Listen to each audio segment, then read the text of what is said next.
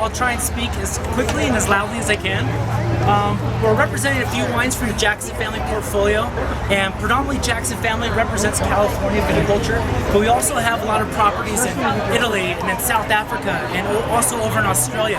That lightning that shoots over off to the side is so exciting for me. I'm just like, lightning. So it's telling me to hurry up and be brief, so please pardon my brevity.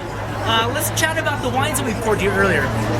For the first wine, the reception wine that we talked about, or that I poured when you first got here, was the 2014 vintage of the Kendall Jackson Vintage Reserve Pinot Gris. This is predominantly out of Monterey and a little bit out of Sonoma Coast as well. And we picked these wines because of the wind factor that these wines are growing. So super long growing seasons. And growing season, and the reason why the grapes stay on the vine a little bit longer, has a big impact in terms of the wine quality and the wine intensity.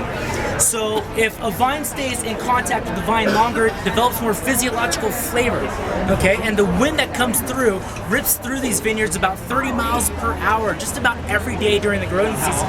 So in Napa, where it's much warmer, where we should be picking grapes much earlier, we're picking Merlot and Pinot Noir when we're beginning to pick Pinot Gris and Sauvignon Blanc in these areas down in the Central Coast area.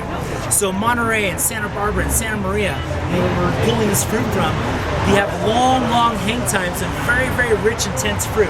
That's why we chose these wines, or this particular region, for growing the grapes of the Rosé for Pinot Noir from Barrymore, and also the Kendall Jackson Pinot Noir. So jumping into the Pinot Noir from Barrymore and also Carmel Road, this is a project from Drew Barrymore, a native of California who absolutely loves rosé wines, also with Chris Cato, our winemaker from Carmel Road.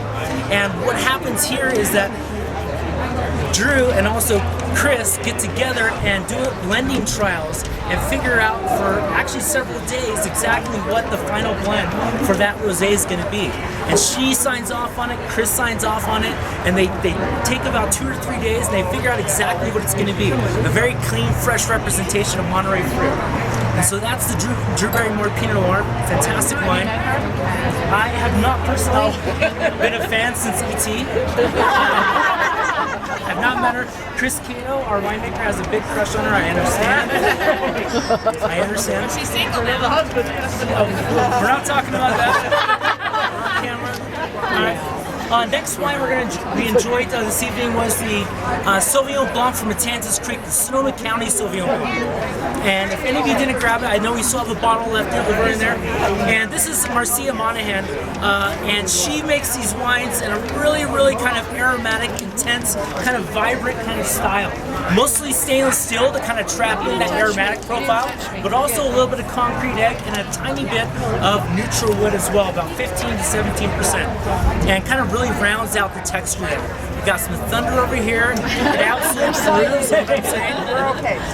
Last wine that we're just having right now in our glass. If you don't have any left, I apologize. I have some in a water glass. This is the 2014 Cambria Bench Break Chardonnay. Okay, and so this is one of the prized estates within our portfolio. This is within Santa Maria Valley, the northern part of Santa Barbara County. And what makes this particular wine so amazingly intense is that wind that I was talking about. So the Pacific Ocean, however many thousands of years ago it was, kind of receded into where it is now. And what it left behind were these kind of sandy, silty, kind of ancient seabed soils with lots of lime, lots of sand, lots of sea fossils. And so the grapes here get kind of, how do you say, it's an east-west facing valley. They really get subjected to a lot of wind because there's no wind breaks, there's no mountains, there's no tree lines, there's nothing to really stop this wind from coming in and ravaging these vineyard sites. And when that wind gets above 15 miles per hour, the photosynthesis in the vine shuts down, therefore extending that growing season. So you get a lot of intensity, a lot of clean, kind of transparent richness of the fruit, but you don't get a lot of the winemaker's hand in this particular wine. Only 15% new oak. So if you're tasting this wine, you're not tasting new oak. You're tasting richness and concentration of fruit, roundness and power that comes from California fruit. And so that's why we look to these places. Jackson Family as a whole has 14,000 planted acres of vines in California, and 85% of which are either on a mountaintop, on a hilltop, on a bench, or like this wine is, or they're on the coast. This wine's on the bench and also on the coast. And so I hope you enjoyed the wines. We have 2 or 3 more to show you. And I'm really looking forward to the rest of the wines we have to show.